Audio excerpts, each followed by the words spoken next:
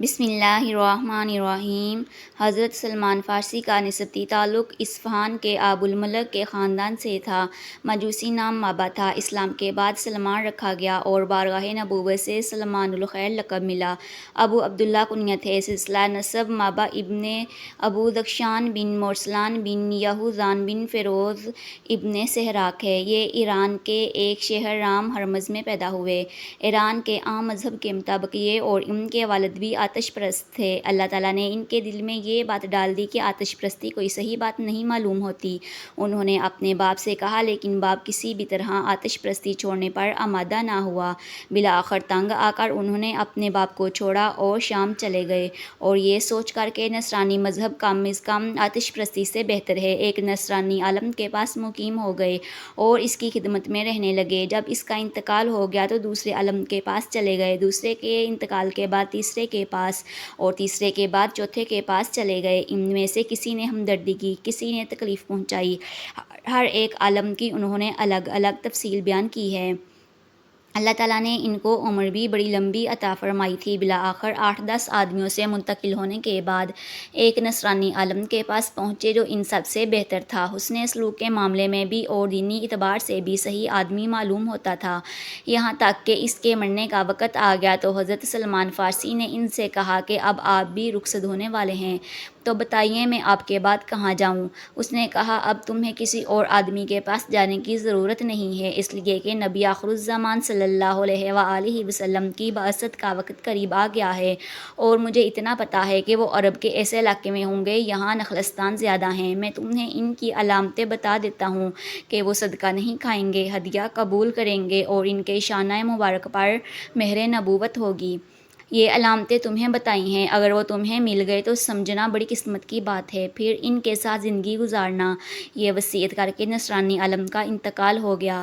اب ان کا عرب جانے کا ارادہ ہوا۔ ایک قافلہ جا رہا تھا، انہوں نے ان سے کہا کہ میں عرب جانا چاہتا ہوں، انہوں نے شامل کر لیا۔ راستے میں قافلے سے متعلق بھی بڑے قصے ہیں۔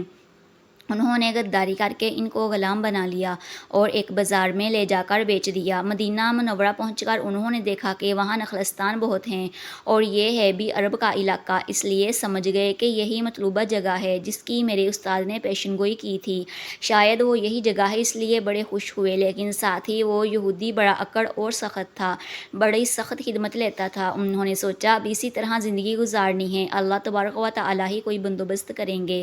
چنانچہ اس یہودی کی خدمت کرتے رہے۔ آگے خود اپنا واقعہ بیان کرتے ہیں کہ ایک دن اس یہودی کی خدمت کے دوران میں اس کے باغ میں تھا، اس نے مجھ سے کہا کہ کھجوروں کے درخت پر چڑھ جاؤ اور کھجوریں توڑو۔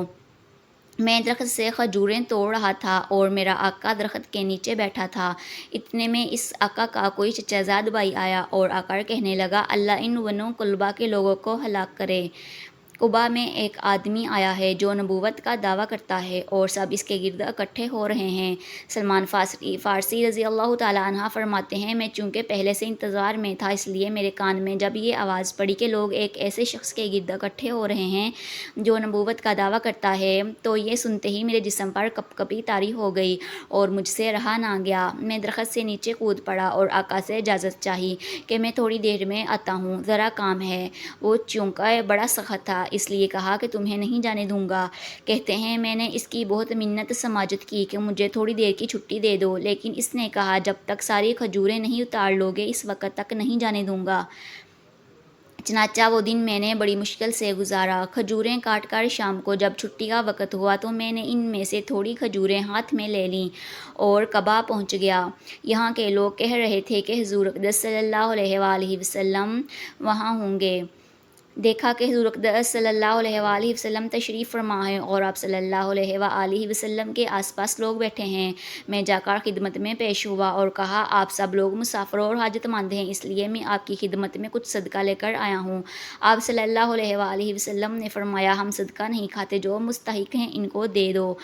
اس طرح نصرانی عالم نے جو 3 علامتیں بتائی تھیں ان میں سے پہلی علامت ظاہر ہو گئی، پھر اٹھ کر واپس آئے اور دوسری بار کچھ اور چیزیں لے کر گئے اور کہا یہ کچھ ہدیہ لے کر آیا ہوں، اگر آپ قبول فرما لیں۔ حضرت صلی اللہ علیہ وآلہ وسلم نے قبول فرما لیا، دوسری علامت بھی ظاہر ہو گئی، پھر تیسری بار حاضر ہوئے تو حضور صلی اللہ علیہ وآلہ وسلم صحابہ کرام کے درمیان تشریف فرما تھے، یہ سامنے بیٹھنے کے بجائے پیچھے بیٹھنے کے لیے آنے لگے، مقصد یہ تھا کہ کسی طرح مہر نبوت کی زیارت ہو جائے۔ حضور صلی اللہ علیہ وآلہ وسلم کو بذریعہ وحی علم ہو گیا کہ یہ اس فکر میں ہے کہ آپ صلی اللہ علیہ وآلہ وسلم نے اپنے شانہ مبارک سے چادر ہٹا دی۔ سلمان فارسی کی نظر مہر نبوت پر پڑی، اس کو بوسہ دیا اور آنسو سرکار دو عالم صلی اللہ علیہ وآلہ وسلم کی مہر نبوت پر برس رہے تھے۔ عرصے سے اس انتظار میں تھے کہ کب نبی کریم صلی اللہ علیہ وآلہ وسلم تشریف لائیں اور آپ صلی اللہ علیہ وآلہ وسلم کی صحبت نصیب ہو۔ جب منزل نظر آ گئی تو آنسوؤں کو روکنا ممکن نہ رہا۔ فرماتے ہیں کہ اس کے بعد میں ایمان لے آیا اور آ کر عرض کی کہ یا رسول اللہ، میں ایمان لے آیا ہوں لیکن ایک یہودی کا غلام ہوں اور زبردستی کی غلامی ہے، کچھ غلامی کی حقیقت تو کوئی نہیں تھی۔ سرکار دو عالم صلی اللہ علیہ وآلہ وسلم نے فرمایا تم اس یہودی سے مکاتبت کا معاملہ کر لو، کچھ پیسے ادا کر کے آزاد ہو جاؤ۔ چنانچہ یہ یہودی کے پاس گئے اور جا کر کہا کہ میرے ساتھ مکاتبت کر لو۔ اس نے کہا ٹھیک ہے، لیکن بدل کتابت 300 اقیہ چاندی ہے اور 100 کھجور کے درخت لگاؤ، جب وہ درخت جوان ہو جائیں اور ان پر پھل آ جائے تو تم آزاد ہو۔ انہوں نے آ کر نبی کریم صلی اللہ علیہ وآلہ وسلم سے عرض کیا کہ اس نے ایسی بدل کتابت مقرر کر دی ہے کہ ساری عمر ادا نہ کر سکوں۔ کھجور کے 100 درخت لگانے ہیں اور جب ان پر پھل آ جائے اور کھجور کا پھل سب سے زیادہ دیر میں آتا ہے اور اوپر سے 300 اقیہ چاندی بھی ہے۔ حضور اقدس صلی اللہ علیہ وآلہ وسلم نے صحابہ کرام سے فرمایا سلمان کی مدد کرو، جس کے پاس کھجور کے پودے ہوں ان کو دے دو۔ لوگوں نے پودے دینے شروع کر دیے۔ حضور اقدس صلی اللہ علیہ وآلہ وسلم نے فرمایا سلمان کل اپنے باغ میں آ جانا، میں آؤں گا، وہاں درخت لگائیں گے۔ حضرت صلی اللہ علیہ وآلہ وسلم تشریف لے گئے اور جو پودے اکٹھے کیے تھے وہ لگانے شروع کر دیے اور حضرت سلمان فارسی سے کہا کہ تم رہنے دو۔ پورے 100 پودے نبی کریم صلی اللہ علیہ وآلہ وسلم نے اپنے دست مبارک سے لگائے اور لگانے کے بعد دعا فرمائی۔ حضرت سلمان فارسی کو خیال ہوا کہ نبی کریم صلی اللہ علیہ وآلہ وسلم نے اتنے سارے پودے لگائے ہیں، ایک آدھا پودا میں بھی لگا دوں۔ چنانچہ ان 100 پودوں کے علاوہ ایک آدھا پودا حضرت سلمان فارسی نے بھی لگا دیا۔ جو 100 پودے نبی کریم صلی اللہ علیہ وآلہ وسلم نے لگائے تھے، سال بھر میں وہ 100 پودے پھل لے آئے، اور جو حضرت سلمان فارسی نے لگائے تھے ان پر ابھی پھل کا نام و نشان تک نہیں تھا۔ نبی کریم صلی اللہ علیہ وآلہ وسلم کے دست مبارک سے لگائے گئے درختوں کی نسل کے درخت اب بھی کچھ عرصہ پہلے تک باقی تھے۔ ان میں 2 درخت اور بھی باقی تھے جن کے بارے میں کہا جاتا تھا کہ یہ نبی کریم صلی اللہ علیہ وآلہ وسلم کے دست مبارک کے لگائے ہوئے ہیں، جن کا واقعہ یہ ہے کہ ان 2 درختوں کا پھل سارے مدینے کے تمام باغات کے پھل سے مختلف تھا۔ یہی وجہ ہے کہ ان درختوں کی کھجوریں بازار میں نہیں بکتی تھیں، بلکہ کھجوروں کے مالک ان کو حفاظت سے رکھتے تھے اور خاص لوگوں کو ہدیہ میں دیا کرتے تھے۔ اہل مدینہ ان کی جتنی اہتمام سے حفاظت کرتے تھے، اس سے یہ بات بہت قرینِ قیاس تھی کہ یہ درخت انہی درختوں کی نسل سے ہیں۔ بہرحال حضور صلی اللہ علیہ وآلہ وسلم کے معجزے کے طور پر ان درختوں میں سال بھر میں پھل آ گیا تھا۔ یہ مرحلہ تو اس طرح طے ہو گیا۔ اس سارے عمل میں 1.5-2 سال لگ گئے، جس کی وجہ سے حضرت سلمان فارسی رضی اللہ تعالیٰ عنہ غزوہ بدر احد میں شریک نہ ہو سکے کیونکہ آقا کی طرف سے اجازت نہیں تھی۔ آزادی کے بعد پہلا غزوہ جس میں یہ شریک ہوئے غزوہ احزاب تھا، جس میں حضرت سلمان فارسی کے کہنے پر نبی کریم صلی اللہ علیہ وآلہ وسلم نے خندق کھود دی، اور پھر اللہ تعالیٰ نے ان کو یہ اعزاز بھی بخشا کہ نبی کریم صلی اللہ علیہ وآلہ وسلم نے فرمایا سلمان منا اہل البیت۔ سبحان اللہ، سلمان ہم میں سے یعنی اہل بیت میں سے ہے۔ یہ نبی کریم صلی اللہ علیہ وآلہ وسلم کے وصال کے بعد بھی سالہ سال تک زندہ رہے۔ حضرت فاروق اعظم کے زمانے میں ایران کی فتح میں ان کا بڑا ہاتھ رہا اور بالآخر مدائن کے گورنر بنے۔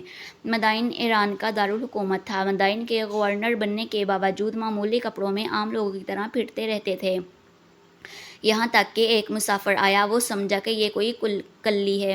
اس نے حضرت سلیمان سے کہا کہ یہ گٹھری اٹھاؤ گے؟ انہوں نے کہا ہاں اٹھاؤں گا۔ چنانچہ اٹھا کر سر پر رکھوا لی اور کہا کہاں لے جانی ہے؟ اس نے کہا فلاں جگہ۔ اب وہ آگے آگے جا رہا تھا اور یہ گٹھری اٹھائے پیچھے پیچھے جا رہے ہیں۔ اچانک لوگوں نے دیکھا کہ امیر مدائن گٹھری اٹھائے جا رہے ہیں، تو اس شخص پر بہت ناراض ہوئے کہ یہ تو نے کیا حرکت کی ہے؟ تمہیں پتہ نہیں کہ یہ مدائن کے حاکم ہیں؟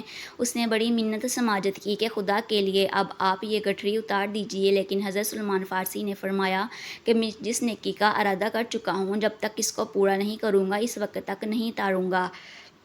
چنانچہ گٹھری کو اس کے گھر تک پہنچایا۔ حضرت سلمان فارسی کی وفات حضرت عثمان کے عہد خلافت میں مدائن ہی میں ہوئی اور یہیں آپ کو دفن کیا گیا، اور آپ کی قبر مبارک پر آج بھی یہ حدیث ہے: سلمان منا اہل البیت، سلمان ہم میں سے یعنی اہل بیت میں سے ہے۔ سبحان اللہ، سبحان اللہ، سبحان اللہ۔